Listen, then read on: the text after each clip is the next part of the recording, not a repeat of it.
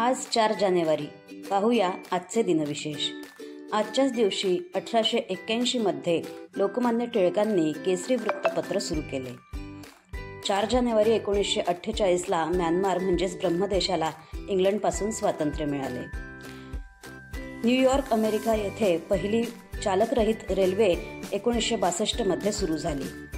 जगातील सर्वात उंच इमारत असलेल्या बुर्ज खलिफा याचे सन 2010 मध्ये 4 जानेवारीलाच उद्घाटन झाले. अंध व्यक्तींसाठी ब्रेल लिपी तयार करणारे फ्रेंच शिक्षक लुई ब्रेल यांचा 4 जानेवारी 1809 हा जन्मदिवस.